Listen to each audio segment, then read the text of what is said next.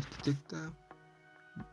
Aquí le voy a presentar algunas ideas del manierismo y el renacimiento en transición. Para lo cual tenemos el primer tema, que sería con Bramante. Donato Bramante en 1444 a 1514 tenía preferencia por los edificios religiosos de planta bramante. Se trasladó a Roma, donde se recibió el encargo de construir un pequeño mantirium para señalar el lugar donde, según la leyenda, fue crucificado San Pedro. Proporcionó cuidadosamente su temple de tal manera que la altura desde el suelo hasta la base de la cúpula es igual a su anchura, y la relación ancho y alto se cumplía de esa manera. La columna peritera dórica se repite en las relaciones en ancho y alto del tambor de la cúpula. Las columnas dóricas se aprovecharon del restos romanos, pero el friso fue diseñado por el mismo Bramante, inspirándose seguramente en el trabajo del templo del Vespasiano. Un claro ejemplo es la iglesia de San Pedro del Vaticano. Donato Bramante construyó este en 1500 a 1502. La Basílica de San Pedro es uno de los edificios más grandes del mundo. Este temple circular periférico recoge las formas ideales, tradicional en la romana, para proclamar la importancia de San Pedro como fundador de la Iglesia cristiana en Roma. Esta basílica ha sido considerada como una obra. Como siguiente tema tenemos la arquitectura residencial. En la próspera Florencia mercantil surge una nueva tipología de residencia urbana para sustituir las casas angostas. El claro ejemplo es la Pasola de Medici en Florencia.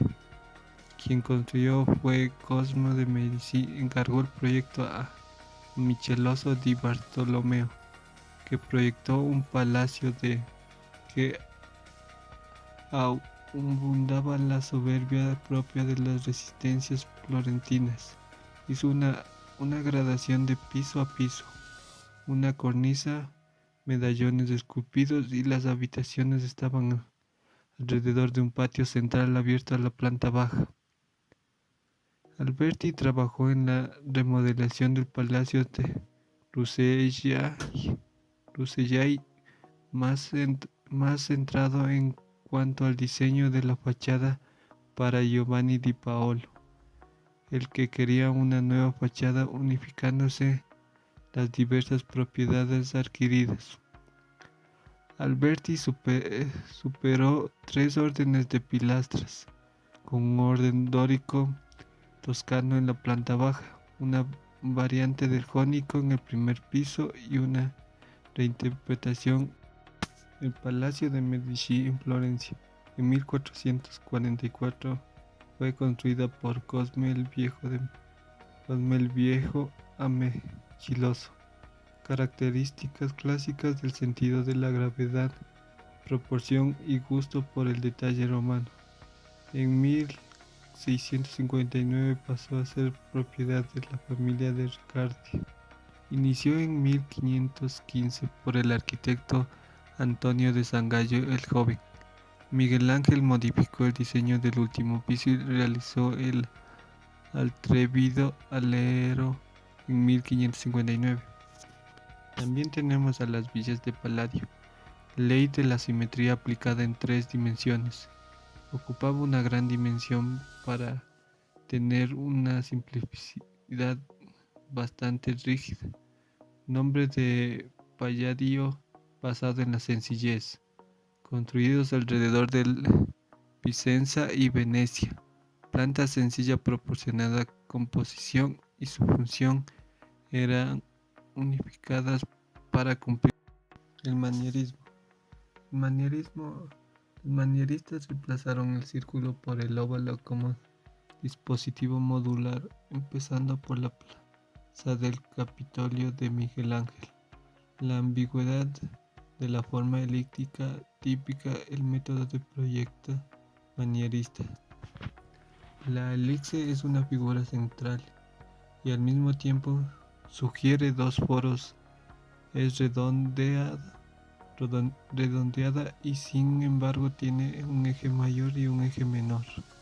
El orden clásico apareció en la arquitectura florentina en 1418 en la obra de Brunelleschi. Para la época en que Bramante terminó su templete en 1502, la arquitectura florentina había alcanzado su apogeo. Esta etapa de madurez recibía el nombre de Alto del Renacimiento. ¿Cuál era el objetivo que quería cumplir el manierismo? El objetivo que quería cumplir era un alto renacimiento, era alcanzar la claridad y un estándar racional absoluto. ¿Cuál fue el resultado que querían obtener? El resultado fue que de esa forma podían cumplir la perfección, la claridad y la sencillez alcanzada por la arquitecta del Alto Renacimiento. Duró menos de medio siglo antes de empezar a ser paulatinamente alterado hacia 1530. Los jardines tardorrenacentistas. Otro campo que sobresale en los diseñadores manieristas fue el de la jardinería, que reflejaba la arquitectura del paisaje en época del Quattrocento, inspirándose en las villas descritas por Escipión, Cicerón y Horacio, y por los dos villas por Plínio el Josen en sus epístolas. Por ejemplo, el referente que muestra la creciente sutileza y variedad de la arquitectura manierista encuentra su parangón paisajístico en la Villa Lante en Bagnia. Los jardines están organizados según un eje que se extiende hacia el noroeste desde la explanada de la villa, relativamente llana y en el alto, y el descendiente en terrazas sucesivas que van adaptándose a la topografía del terreno. En la cima de la colina hay una pequeño pabellón que cubre la cueva donde se puede conseguir el agua para todo el jardín. Se publicaron varios libros, pero lo que también contribuyó a la expansión de la arquitectura fue el contacto directo.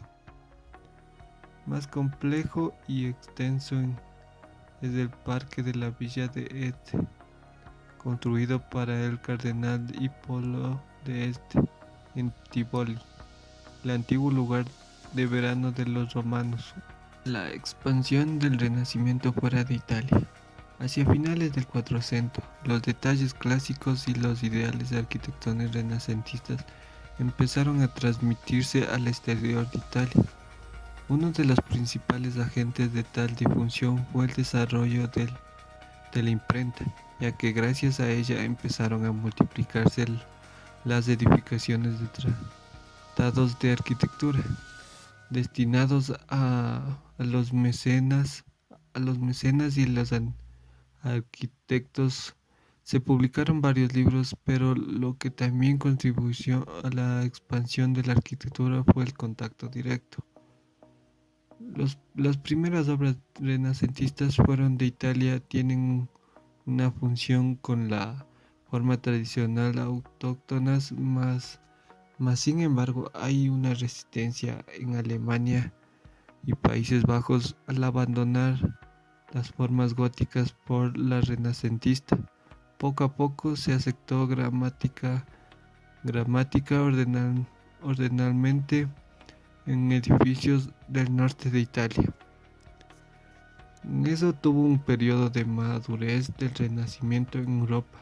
Tenía las formas más austeras estudiado más la proporción y una ubicación de detalle clásica.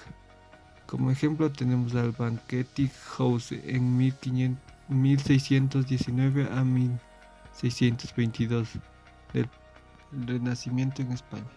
¿Qué sucedió con el Renacimiento en España? Fue un enfoque fundamental ornamental en el que los detalles clásicos se utilizaban a modo de motivos decorativos de las superficies.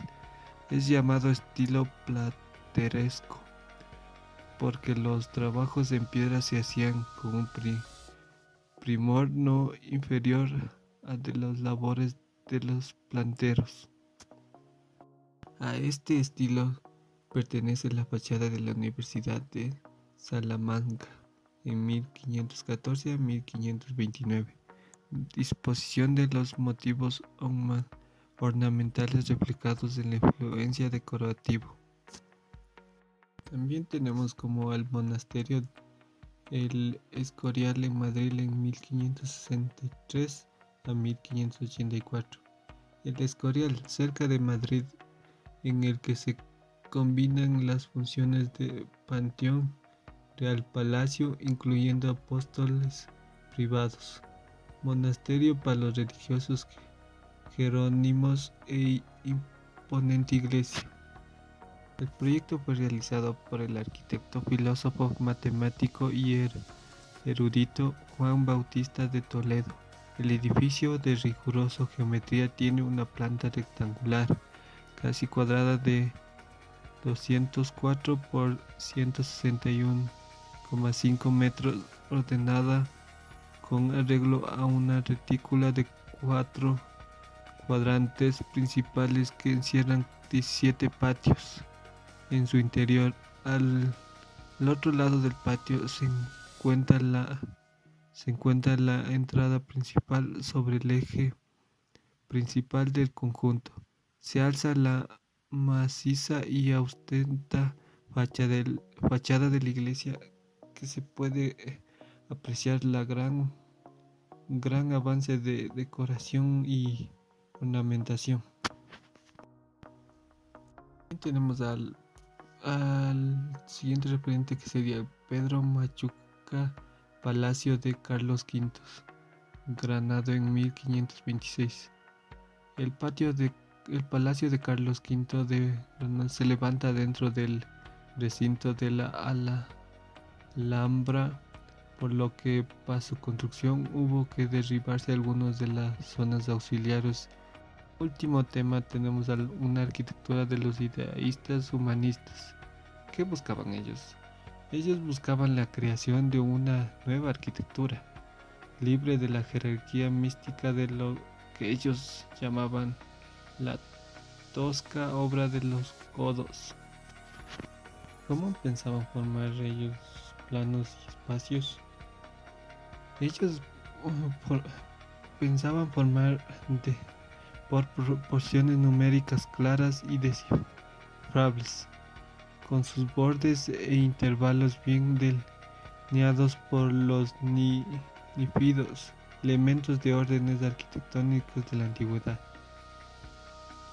La nueva arquitectura debía ser también una exaltación de los poderes intelectuales del hombre, pero a la vez evitar al goce humano como una puerta abierta al deleite sensorial. ¿Qué fue lo que ellos quisieron construir a manera de nuevas generaciones? Ellos lo que quisieron hacer fue la forma racional empezó a ser situada gradualmente por una nueva sensualismo. Este cambio, que fue introducido por el manierismo solo como un gesto, una insinuación, estallaría muy pronto en la grandiosa teatralidad del barroco.